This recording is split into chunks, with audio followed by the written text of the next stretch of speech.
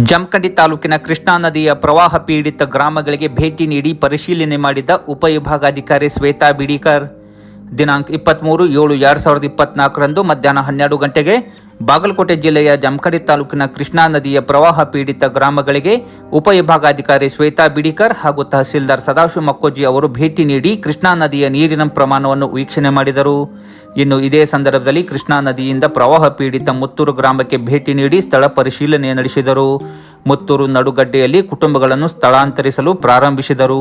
ಇದೇ ಸಂದರ್ಭದಲ್ಲಿ ಮುತ್ತೂರು, ಕಂಕನವಾಡಿ, ತುಬುಚಿ, ಶೂರಪಾಲಿ ಗ್ರಾಮಗಳಿಗೆ ಭೇಟಿ ನೀಡಿ ಪ್ರವಾಹ ಭೀತಿಯ ಸ್ಥಿತಿಗತಿಯ ಬಗ್ಗೆ ಪರಿಶೀಲನೆ ನಡೆಸಿದರು.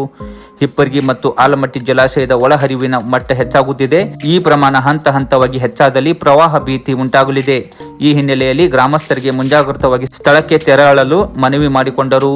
ಪ್ರವಾಹ ಭೀತಿ ಹಿನ್ನೆಲೆಯಲ್ಲಿ ಬಾಧಿತ ಗ್ರಾಮಗಳಲ್ಲಿ ತಾಲೂಕು ಆಡಳಿತದಿಂದ ಕೈಗೊಂಡ ಮುಂಜಾಗ್ರತಾ ಕ್ರಮ ಹಾಗೂ ಕಾಳಜಿ ಕೇಂದ್ರಗಳಿಗೆ ಭೇಟಿ ನೀಡಿ ಸಿದ್ಧತೆಯನ್ನು ಪರಿಶೀಲಿಸಿದರು.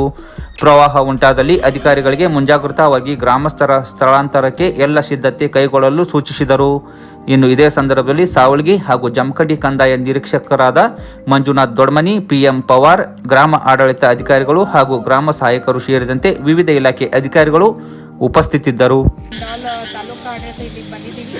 ಇಲ್ಲಿ ಒಂದು 3-4 ಮನೆಗಳು ಈಗಾಗಲೇ ನೀರು ಬಂದಿರ್ತದೆ. ಅದಕ್ಕೆ ಇಲ್ಲಿ ಗ್ರಾಮಸ್ಥರೆಲ್ಲ ತೆರವಿನ ಕೆಲಸ ಮಾಡ್ತಿದ್ದಾರೆ. ನಾನು ಕೇಳ್ಕೊಳ್ಳೋದೇನಂತಂದರೆ ಇಲ್ಲಿ ಇರುವ ಗ್ರಾಮಸ್ಥರಿಗೆ ನೀರು ಬಂದಾಗ ಹೋಗೋದಕ್ಕಿಂತ ಈಗಿಂದಲೇ ತಯಾರಿ ಮಾಡಿಕೊಂಡು ನಾವು ತಮ್ಮ RC ಸೆಂಟರ್ಗೂ ಅಥವಾ ಮತ್ತಿನ್ನಾದರೂ ನಾವು ಕ್ರಿಯೇಟ್ ಮಾಡುವಂತಹ ಈ ಗಂಜಿ ಕೇಂದ್ರಕ್ಕೆ ಶಿಫ್ಟ್ ಆಗೋದು ಒಳ್ಳೆಯದಂತೇಳಿ